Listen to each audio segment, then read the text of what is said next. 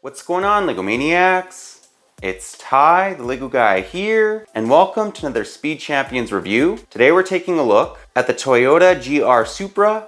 That's set 76901. It has 299 pieces, one minifigure, retails for $20 USD, and it came out in 2021. This is another exceptionally detailed model, just like most Speed Champions sets, but we're going to take a look at its positives and negatives and see where it stands. But enough talk, let's get right into it.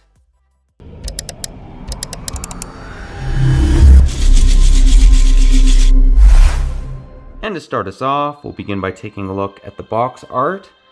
As you can see, he's on a racetrack. How you know that is because it has those tires that they like to put around the course in case the guy crashes. It says Supra in the bottom right corner, Toyota in the top right. And then I like the fact that it has the racing flag in the left corner. Moving to the side of the box, just shows off the car a little bit more.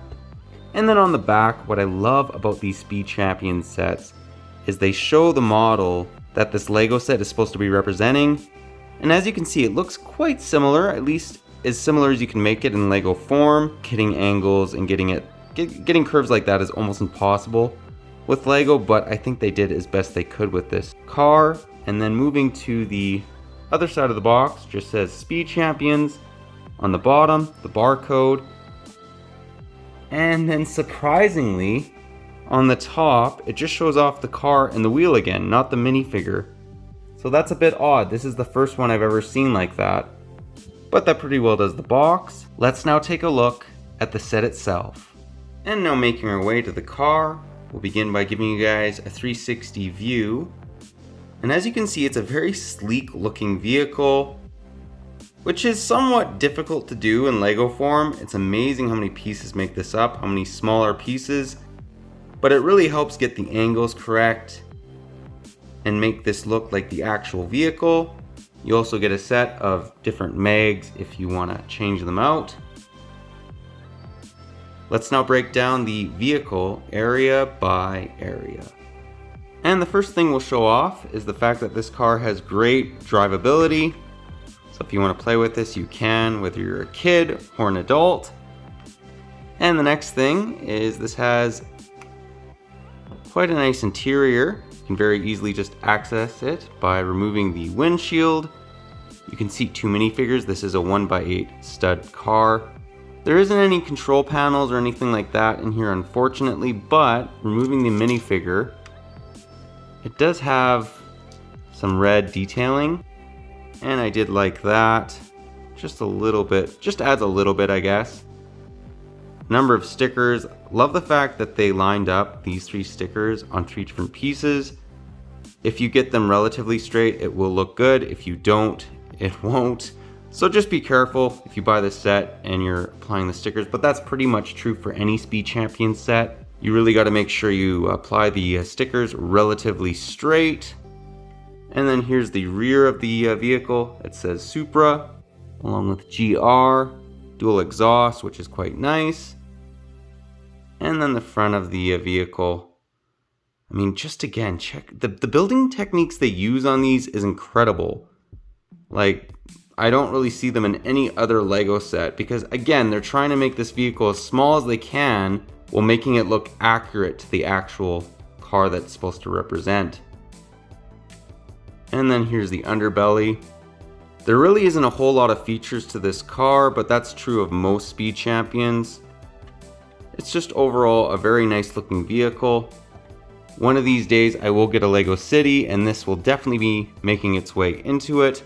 Until then, maybe I'll put this on display. I'd like to get a shelf where I just kind of display all my Speed Champion sets. I also like the fact that it has what's supposed to be mirrors on either side of the vehicle. Just adds a little bit more realism to it. Let's now take a look at the minifigure. Here we have the single minifigure that's included. I like the fact that he says GR on his torso. And then moving to the rear of the minifigure, it says Toyota. What's cool about him too is he has back face printing, which is somewhat unique for the Speed Champions line. Generally they just have one face, but he has 2, which is kind of nice. He also has a hairpiece that you can swap out if you want. Not sure why they do that, but it just adds a little bit more to the set. And then if you want to put the helmet on, you can. You can also raise and lower the visor, which is quite realistic. He doesn't have any leg printing, unfortunately, which would be kind of nice, but overall, decent looking Speed Champions minifigure. They're not really known for their minifigures, they're more so known for their vehicles, which makes sense, but again, not terrible looking. Let's now get into the end of the review and get my final thoughts.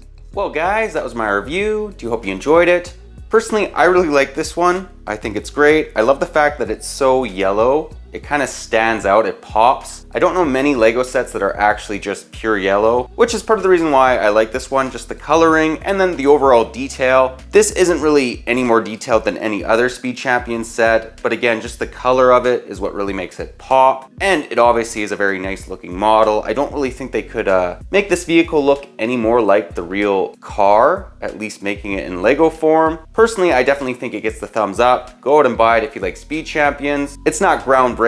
It's not my favorite Speed Champion set, but it's definitely a pretty good model and I think it's worth a buy. But that pretty well does the review, but if you liked it, leave it a thumbs up. And if you're new to the channel, definitely consider subscribing and click that bell so you're notified for any future Speed Champion sets. Really liking this theme and yeah, I'm going to continue to buy them and review them on the channel. And as always guys, let me know what your personal thoughts are on this Supra. If you like it, if you don't, any areas you think they could maybe improve on it. But again, that pretty well does the video. But thanks again for watching, and I'll catch you on the next one.